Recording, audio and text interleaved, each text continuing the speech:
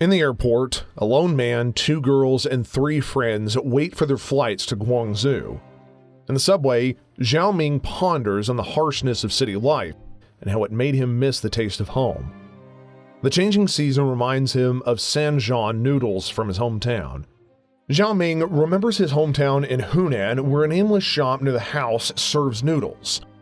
Because both of his parents worked, he and his grandmother often bonded over eating noodles in the morning. The owners of the shop, a husband and wife, ran the business for 20 years, but suddenly closed one day for unknown reasons. Now in middle school, Zhao frequented a shop owned by a married couple near his school. He describes that the noodles were different, but he liked them nevertheless. Zhao recalls how a girl won his senior year passed by the shop every single day, and he remembered her beautiful hazel hair and that seeing her was one of the reasons he frequented there. One day, the shop ended up changing into a fishing store because the husband's job, much to the wife's dismay. Zhao recalls how the blissful mornings disappeared and the new shop doing poorly then. One day at school, a fight broke out and one of the students was injured by a knife. Zhao realized that the injured student was the shop owner's son. He didn't know the cause of the fight, but suddenly, the fishing shop closed. In Zhao's 3rd year of middle school, he remembers the noodle shop operating again, but this time with the help of their son and husband. Though he was happy then, Zhao recalls that the girl who passed by gradually already and went to a faraway school, making this the end of his first love and the beginning of sad mornings.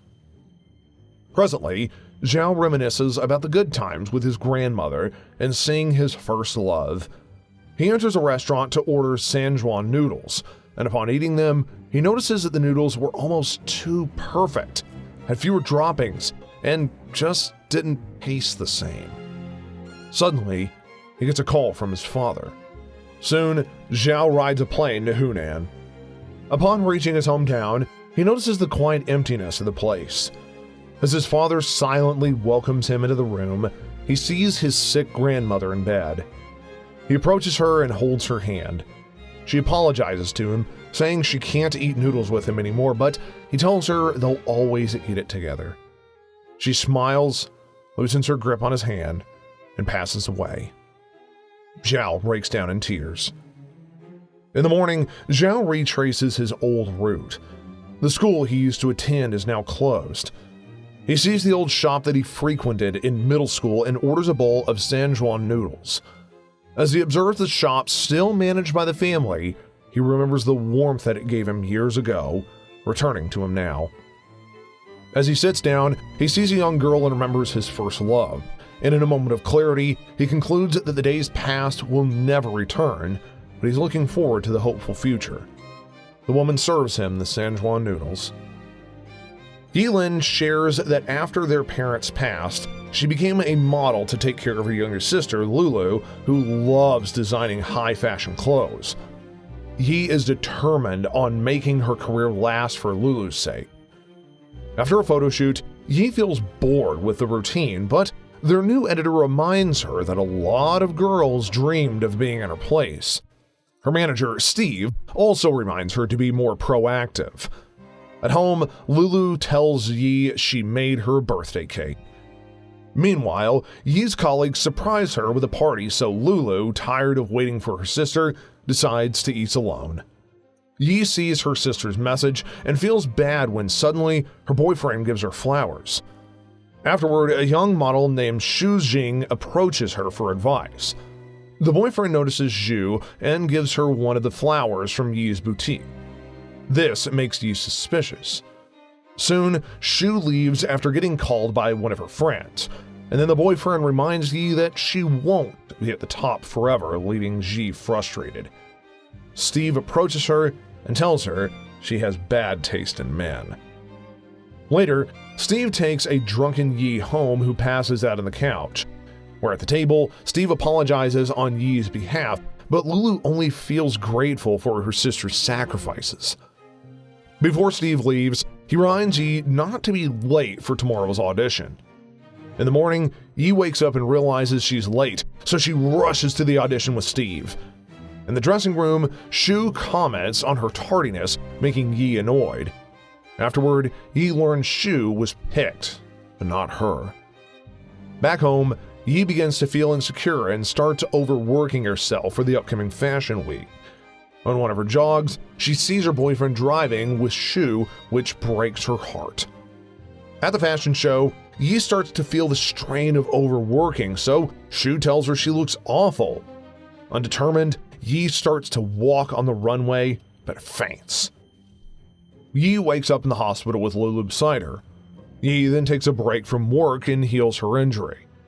She sees Shu on the cover of magazines where she used to be and realizes she can be easily replaced.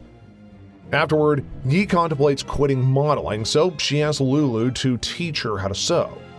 Lulu becomes angry, so Yi tells her she's only working for her sake. Lulu walks out in anger. Yi opens Lulu's sketchbook and sees drawings of high-fashion clothing, realizing her mistake. Later, Yi asks for Steve's advice on how to reconcile with Lulu. Yi tells Steve she's serious about retiring because of her age, so he begins to lightly reprimand her since he's no longer her manager. Yi becomes annoyed and tells him he's ungrateful after she made him so much money. Steve asks her if she said that to Lulu as well. Yi acknowledges this and feels bad, so she asks if she can still come back after her embarrassing incident on the runway. Steve just gives her a piece of paper with directions to a place. At home, Yi discovers something written behind the paper.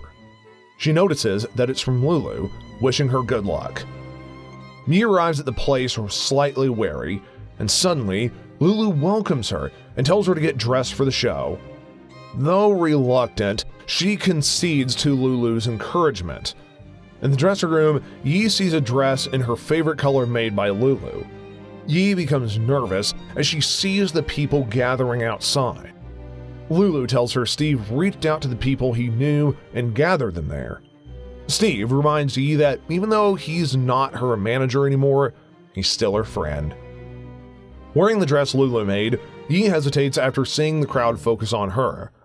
However, she sees Lulu and Steve's encouraging smile, which fills her with courage. She turns around confidently and walks out, much to the crowd's amazement. Afterward, Lulu finishes school and starts making clothes for a living, while Yi still models, but with newfound courage this time. Lulu shares that she makes the clothes while Yi wears them for her own fashion show. Moving to a new place, Limo unpacks his boxes with the help of Pan, his childhood friend. Pan opens the window, sees Lee's old neighborhood, and comments on the construction there, but the wind causes Lee's papers to fly. Suddenly, he sees an old tape. Pan tells him it's from Jinyu, who asked him to give it to Lee. Lee suddenly rushes to his old neighborhood to find the cassette tape. In 1999, Pan, Lee, and Jinyao ran in the neighborhood. A lady warned them to watch their step on a broken pavement since the place is under construction. In Lee's room, while Pan tried to play his cassette on Lee's player, he teased the two about liking each other.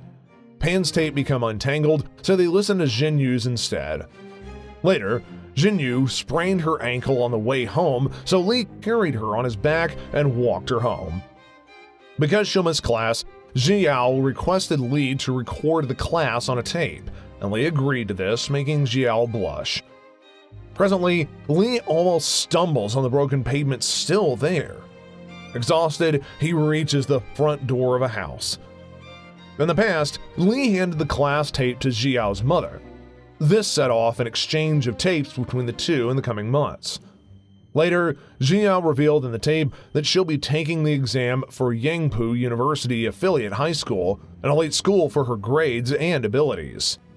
Determined not to leave her side, Lee decides to study for the same exam despite his parents not believing in his abilities. Wanting to prove his worth, Lee becomes cold to Jiao. One night while studying, Lee's mother told him about a cassette that Pam gave her, but because he's preoccupied, he dismissed it. Lee's mother placed it inside a box. Presently, Lee asks for a cassette player from his grandmother, and he learns that the place is being demolished. In the past, and ecstatically knocked on Zhao's door, but nobody answered. An annoyed neighbor told Li that last night, Zhao's father learned she didn't pass the exam, so he beat her, and she ended up in the hospital. Shocked, Li drops the acceptance letter. On moving day, as he left on the back of a truck, he saw Zhao on the bridge waving at him. He waved as her tears rolled down his eyes. In 2002, Li, Pan, and Zhao had a reunion. Zhao approached Li, but he seemed cold and distant. Later, Zhao asked Li to just throw away the tape she gave him because she was embarrassed by it, but Li was clueless about it. Afterward, Li tried to walk Zhao home, but seeing he's exchanged so much, she decided to part with him on the bridge. Soon, Pan and Li learn that Zhao went to study abroad. Presently, Li enters his old room and sees it's gathering dust. He plays Zhao's tape and learns that she purposely failed the test to be with him. Filled with regret for his mistake, he breaks down into tears. He promises that if he ever sees her again, he'll make up for his mistakes. Afterward, the neighborhood has now been reconstructed. Pam and Li are now owners of a motel. The customers arrive and Li welcomes her, asking if she had a reservation.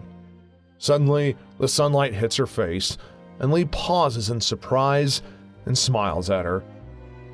At the airport, Pan asks Li and Zhao to hurry up.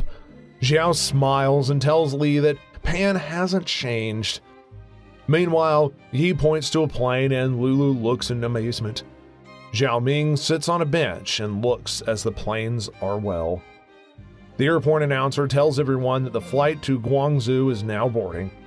The lonely man, 2 girls, and 3 friends walk toward the exit to board the plane.